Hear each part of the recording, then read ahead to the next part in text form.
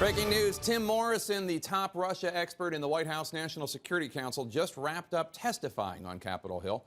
According to multiple sources, Morrison confirmed other witnesses' accounts of a quid pro quo, the U.S. giving Ukraine security aid in exchange for an investigation publicly announced into the Bidens. Morrison said he worried there would be trouble if the rough transcript of that July phone call between President Trump and the president of Ukraine ever leaked. But Morrison also stopped short of directly criticizing President Trump, saying he did not think that Trump did anything illegal. Morrison is the second White House official who was on the call to testify to House investigators. On the same day, the House also took the critical step of formalizing the impeachment inquiry. CNN's Manu Raju joins me now from Capitol Hill.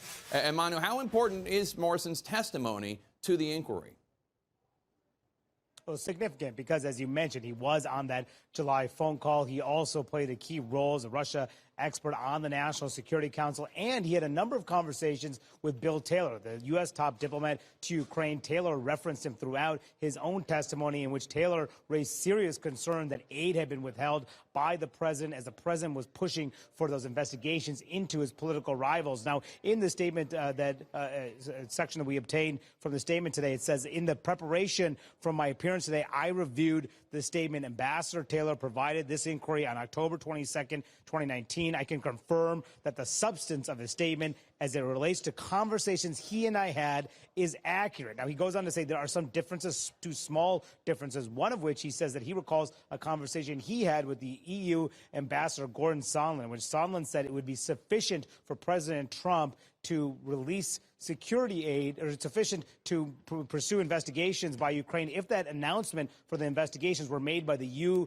Ukrainian prosecutor, not President Zelensky, as Taylor testified last week. Now, that's a pretty minor difference, but confirms that Gordon Sondland, the EU ambassador, was raising the specter of these investigations, pushing that. Now, he also says in this testimony that he believes that that push for those investigations in exchange for releasing the aid that have been stalled from Ukraine were done exclusively by Gordon Sondland. He does not necessarily seem to lay the blame on the president himself. He does, though, as you mentioned, Jake, raise concerns about the prospects of a leak of that phone call, that transcript from that July phone call, because we're told from multiple sources that he was concerned that it could undermine the U.S.-Ukrainian relations, could affect how the Ukrainians perceive what's happening in the U.S., and also come at a difficult time for a polarized environment here in Washington. So that was his concern, not necessarily the concerns about the call, Jake. So he was concerned that if the substance of the call got out, that it would be damaging for the president politically and it would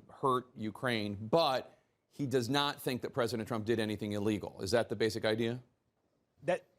That's absolutely right. According to his testimony, he said very clearly he did not think the president did anything illegal. He did not raise concerns to the National Security Council lawyer, as a separate White House official, Alexander Vindman, did, who was also on that call, who worried that it could undermine national security, which is why he reported it up the food chain. So you're seeing a discrepancy between two White House officials who both testified with this inquiry, one of which raised serious concerns about the call. Another one said he didn't have as many concerns. Right, but it's a discrepancy about their opinions about it, not necessarily about the facts of the matter. They seem to all square on that. Manu Raju, thank you so much. Appreciate it. This wasn't the ending they were promised, even if it begins to feel eternal. ISIS foreign fighters, so long as these bars in Syria hold, no longer a threat to the outside world, and no longer aware of what's happening outside in it. We don't get much information of outside what's happening. This man says his name is Lirim Soleimani and is a dual American citizen. He has no idea that ISIS leader Abu Bakr al-Baghdadi has been killed just 72 hours earlier when our cameraman visits.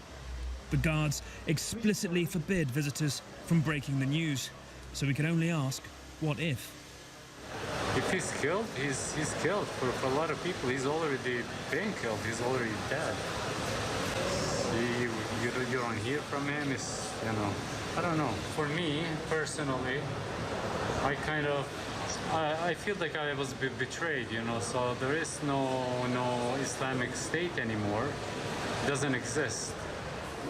Here's a common story in this sea of orange. He was just an engineer who is worried about his wife and 3 children in camps nearby. Their fate is so uncertain, He says facing US justice would be preferable to another day here. So I feel very unsafe, and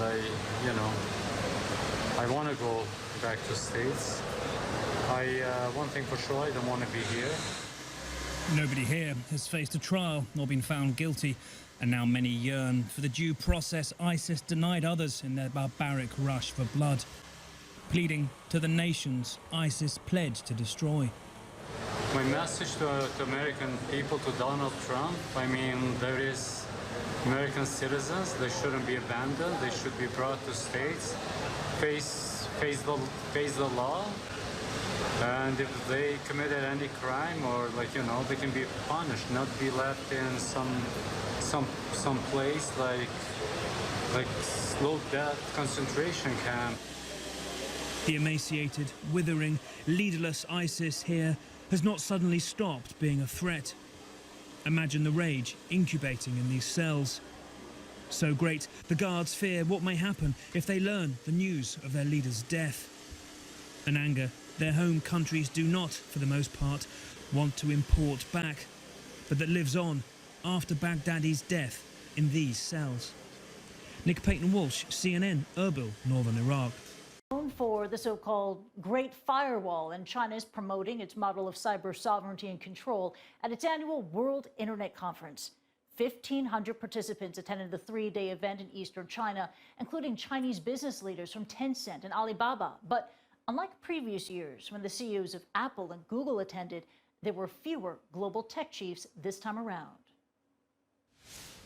Joining me now to talk more about the forum and China's vision for the internet is CNN Digital's James Griffiths. James, welcome back. It's good to see you. Another year, another World Internet Conference in China, and this is another opportunity for China to sell its vision for internet control. Since about 2015, WuZhen has been the premier, event for China's vision of what they call cyber sovereignty, which is a completely kind of radical transformation of how the internet works in most countries, where in China's vision it would allow them to set borders, to control what comes in and out of the country in the same way that you would control kind of physical goods and services. And while that might sound reasonable on paper, that's vastly different to how the internet works in most places, and that really involves the creation of a massive apparatus like the Great Firewall of China, which is the big censorship apparatus which blocks a lot of things, including CNN occasionally, from going into China.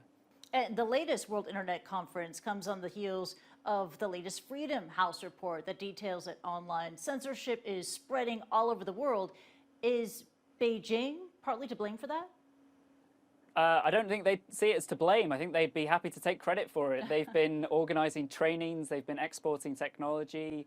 It's maybe difficult to see from the West, where our internet looks so different to China. But, in lots of countries, especially in Africa, parts of the Middle East, they're actively copying China. They see this as a very secure internet where they don't have problems like fake news or news that the government doesn't want to see.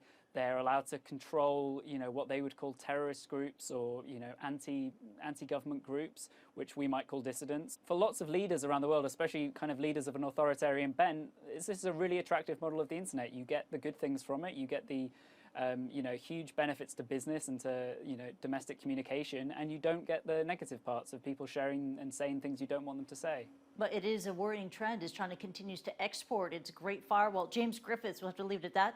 Thank you so much. Thank you. Los fuertes vientos avivaron esta semana los incendios forestales en California. Las llamas han consumido más de 40.000 hectáreas y obligado a la evacuación de miles de personas.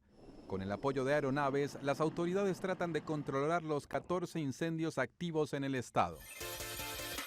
La Cámara de Representantes de Estados Unidos votó el jueves y aprobó las reglas para formalizar los procedimientos del juicio político contra el presidente Donald Trump. Con este voto, apoyado por la mayoría demócrata, quedaron establecidas las reglas para la próxima fase del proceso.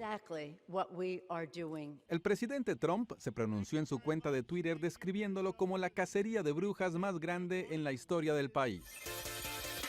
El jueves, el gerente general de Neotec, la empresa que ofreció el software electoral en Bolivia, le dijo a CNN que recibió instrucciones de una funcionaria electoral de interrumpir los resultados preliminares tras un cambio de tendencia que indicaba que iba ganando Carlos Mesa, candidato de Comunidad Ciudadana. La Organización de los Estados Americanos realiza una auditoría de los resultados de las elecciones generales realizadas en Bolivia el pasado 20 de octubre. El gobierno mexicano presentó el miércoles el minuto a minuto de los hechos ocurridos el 17 de octubre en Culiacán, Sinaloa, cuando fue arrestado y luego liberado Ovidio Guzmán López, hijo del narcotraficante Joaquín El Chapo Guzmán. En las imágenes se observó cómo integrantes de la Guardia Nacional le piden a Ovidio Guzmán que hable con sus hermanos para detener las agresiones contra los militares. Seguimos en México, donde tuvo lugar el tradicional y colorido desfile del Día de Muertos. Cientos de personas se dieron cita en varios lugares del país para conmemorar esta fiesta mexicana, que es una oda a la otra vida y un recordatorio de que la muerte no es algo a lo que hay que temer. Michael Roa, CNN, Atlanta.